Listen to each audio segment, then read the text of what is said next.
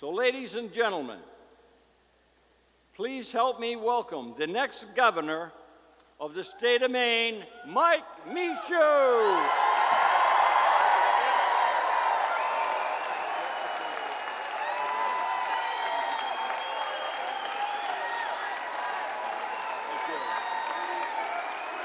Thank you.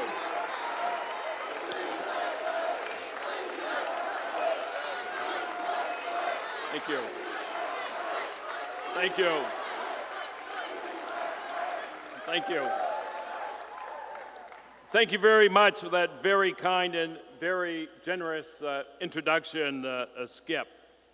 And I want to thank all of you for coming out this evening to fill this place. I know it's been pretty warm.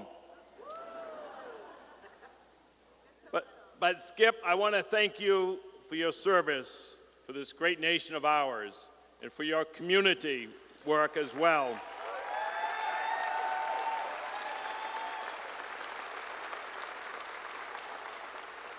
Your support and your friendship over the years mean a lot to me. I'm so honored to share the stage with you, Skip. And I want to say, Skip, for you and your fellow Vietnam veterans, welcome home.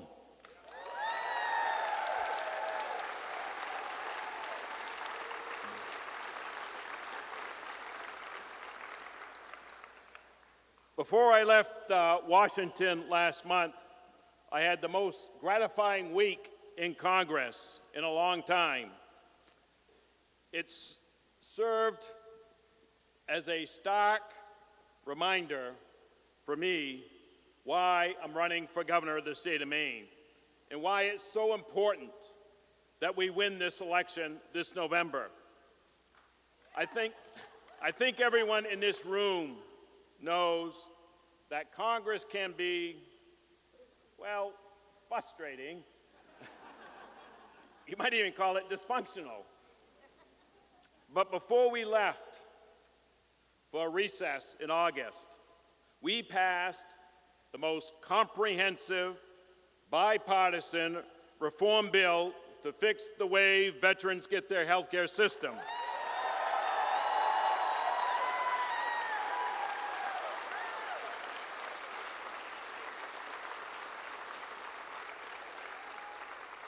So that veterans like Skip and a million other brave men and women who serve this great nation of ours get the benefits for the and services that they deserve and that they earned for sacrificing so much for us as a country.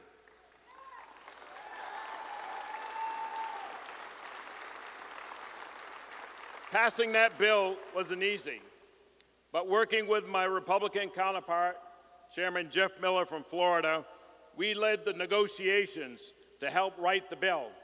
And I know that it was a struggle to get the bill done. But in the end, even in the most divided and divisive Congress I can remember, we were able to put a partisanship aside and focus on getting the job done. But here in Maine, what was Governor LePage doing? Well, what he was trying to do was score political points by attacking me for a bipartisan veterans bill, a bill that even Speaker Boehner and Mitch McConnell had the good sense to compromise with Democrats on. That's not leadership from this governor, and it's not certainly courage from this governor to be attacking me on that bipartisan bill. You see, it's more than just our values and our vision that divides Governor LePage and me. It's also about our temperament, our leadership style.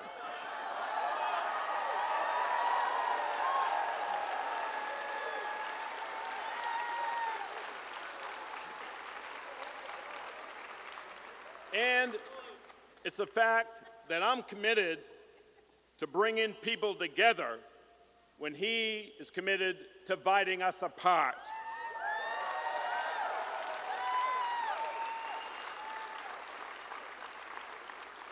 I love this state of Maine.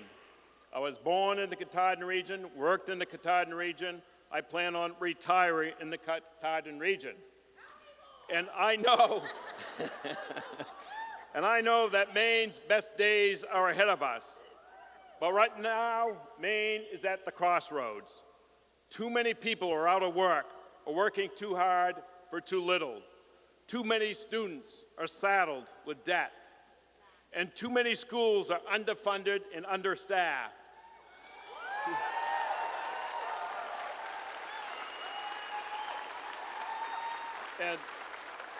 And too many children have too little to eat. Too many bridges are crumbling. And too many entrepreneurs have incredible ideas, but not enough capital or access to the tools that they need to bring their ideas to fruition. Governor Paul LePage will never be able to fix these problems because he is too divisive and too wedded to his ideology and too unwilling to listen to anyone who has the audacity to disagree with him.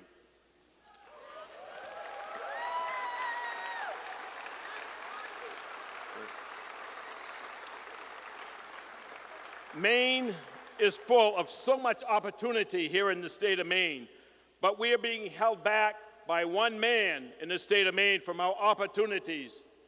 What Maine needs right now is real leadership, a real commitment to bringing people together to solve our problems. And we need real change in Augusta this fall.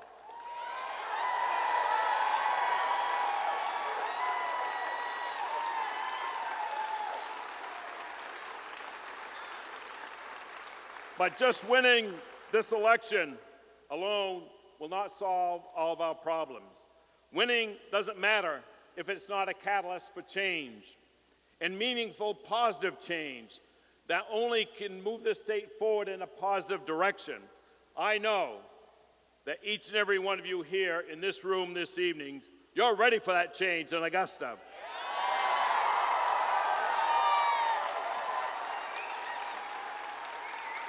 You are ready for new ideas, new energy, a clear vision that doesn't just reject the LePage way and go back to the old way, but instead charts a new path forward that will meet our challenges for this time. A vision where each and every one of us have a fair shot, the opportunity to succeed, the responsibility to contribute something back to our communities. A vision where Maine small businesses can thrive and create new jobs, where our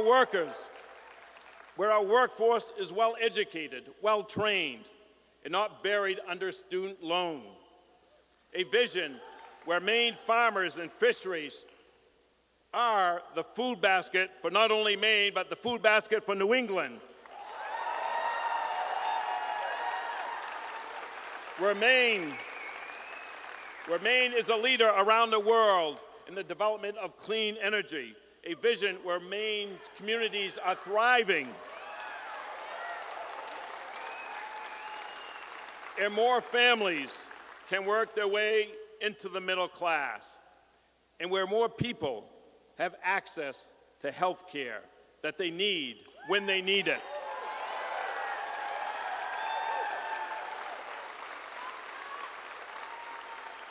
Where every student can get quality public education in schools that are adequately funded. Taught by teachers like my sister Lynn, who teaches down in York and who's here today,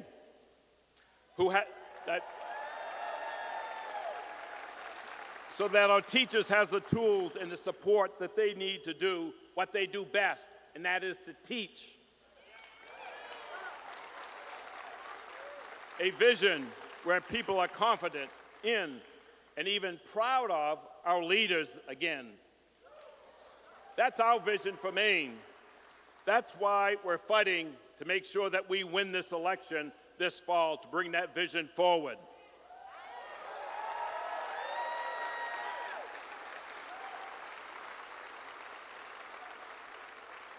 You see, for nearly 4 years too long.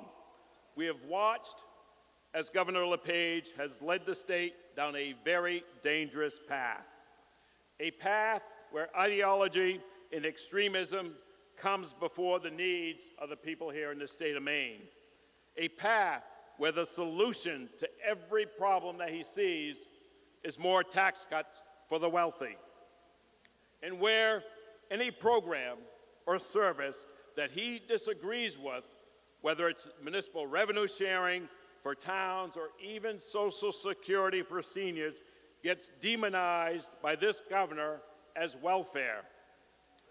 Well, this November, we got a message for Governor LePage. Making sure that Mainers who work full-time don't have to live in poverty is not welfare.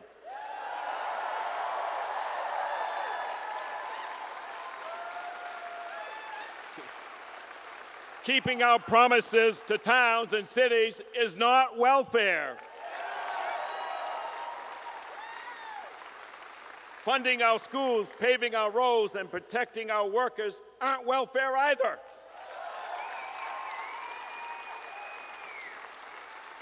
And Social Security and Medicare sure as heck ain't welfare either.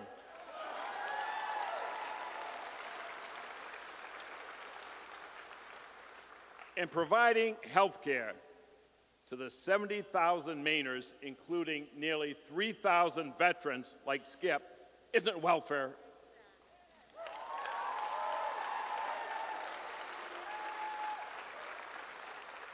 Not only is covering those 70,000 Mainers is it morally right thing to do, it also creates jobs and help our economy grow here in the state of Maine.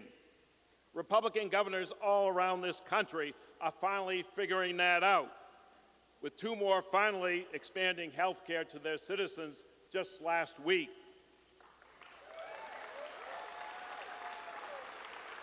Governor LePage's new best friend, Governor Chris Christie, he even figured it out in New Jersey a long time ago. But this governor still doesn't get it. And what he really doesn't get is rhetoric that he's been expounding on since he's been governor. It really has had a negative effect of Mainers, whether it's children, whether it's the working class, whether it's seniors, whether it's our firefighters, whether it's our emergency personnel. His policy has hurt individuals here in the state of Maine.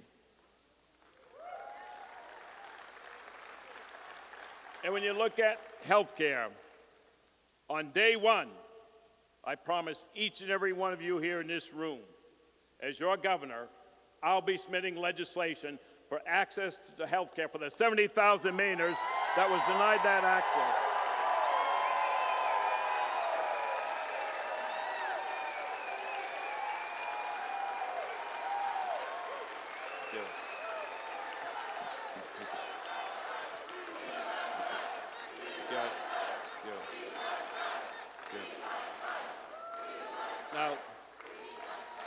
Now we are going to be tested over the next 62 days. We have led in nearly every poll for more than a year. That's the good news. Because the bad news is we've been leading in every poll for over a year, and my two opponents have been attacking us for that long. And they will stop at nothing to tear us down. They have millions of dollars to spend, and they will not hesitate to bend the truth about me. But I am ready. I'm ready because I know what real Mainers believe in and what they are going through. I'm ready because I'm the only candidate in this race for governor that has a proven track record of being able to bring people together to get things done, accomplished.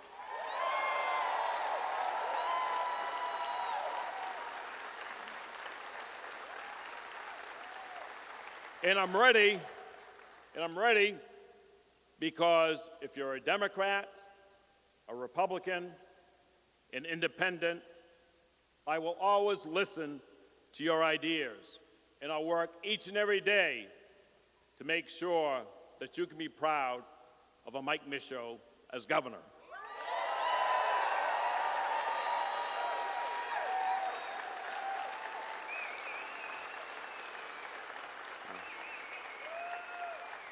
And I'm ready because I know you are all standing with me, shoulder to shoulder in this battle. And we will send a powerful message from Kittery to Fort Kent, from Bar Harbor to Rumford, that change is coming to Augusta this November.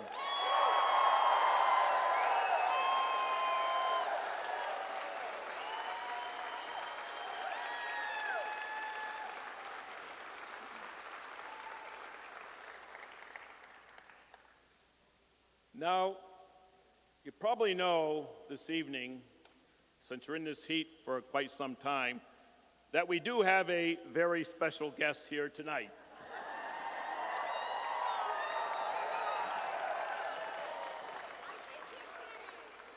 And maybe some of you heard of him. Now, had someone told me when I was a young man working at Great Northern Paper Company in East Millinocket a number of years ago that I would be a candidate for governor and have a president of the United States come to Maine to campaign for me, I would have said, "You're all crazy. It's never going to happen." But we are here, and I'm very glad that I am here.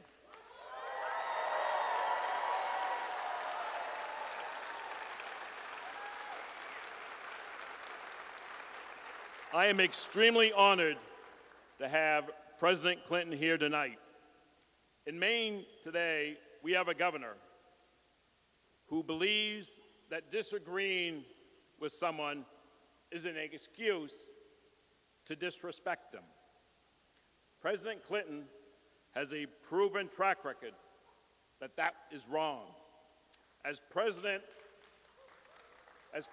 he delivered real change for this country, and he did it by working across the aisles in a divided Congress. And,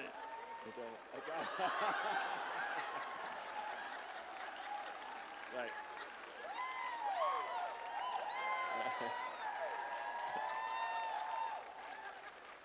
That's right. He did balance the budget, and he balanced the budget without shifting the cost back onto municipalities as well. So,